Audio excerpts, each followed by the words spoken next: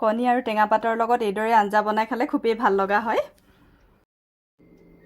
Hello' সকলোকে নমস্কাৰ। নতুন এটা ভিডিঅ'লৈ স্বাগতম জনালোঁ। আশা কৰোঁ সকলো ভালে আছে। গৰম বহুত হৈছে যিহেতু ভালে থাকক, সুস্থ থাকক, পানী খাওক, সকলোৱে ভালদৰে নিজৰ স্বাস্থ্যৰ যতন লওক।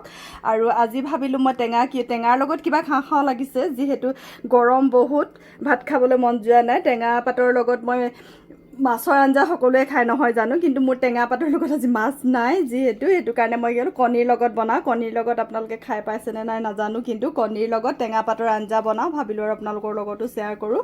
আশা কৰোঁ আপোনালোকে চাই ভাল পাব। তাৰ কাৰণে লৈছোঁ মই 5টা বইল কৰি ল'লোঁ। কণীকেইটা 5টা লৈছোঁ আৰু মিডিয়াম চাইজৰ 2টা আলুকেইটা বইল কৰি মই পিটিকি ল'লোঁ। এফালেদি লৈছোঁ মই ডাঙৰ চাইজৰ পিঁয়াজটো খুব সৰু সৰুকৈ কাটিছোঁ। আদা নহৰুৰ পেষ্ট অলপ, ইয়াত নহৰু বেছিকৈ দিয়া আছে, আদা কম দিয়া আছে। নহৰু বেছি দিছোঁ আৰু এটা জলকীয়া, এটাই মাত্ৰ জলকীয়া লৈছোঁ। জলকীয়াৰ পৰিমাণটো আপোনালোকৰ নিজৰ ইচ্ছা অনুযায়ী দিব পাৰিব। মই এটা দিছোঁ আৰু টুকুৰা কৰি থৈছোঁ। আৰু এফালেদি টেঙা পাত লৈছোঁ এসোপামান, এইখিনি ধুই মেলি থৈ লৈছোঁ। এতিয়া বলক, এফালেদি কেৰাহী এখন পাতি মই ইয়াত তেল গৰম কৰি ল'লোঁ। এতিয়া মই কণীকেইটা ইয়াত ফ্ৰাই কৰি লওঁ। প্ৰথমতে হালধি আৰু অকণমান নিমখ দি কণীকেইটা ফ্ৰাই কৰি লৈছোঁ, ৰঙচুৱা কৰি লওঁ।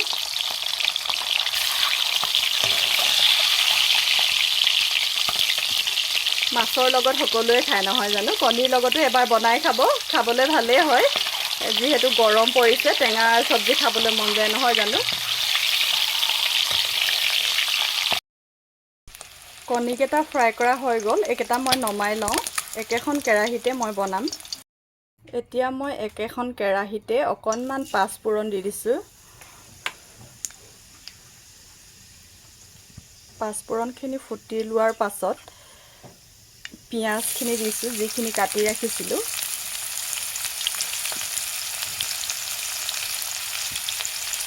অকণমান সময় এইখিনি এতিয়া মই ভাজি লওঁ। আদা নহৰু পেষ্টটো দি দিছোঁ,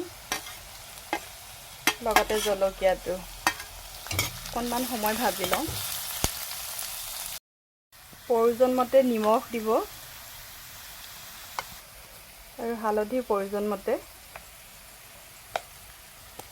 2 চামুচ মই ধনিয়া পাউডাৰ দি দিছোঁ।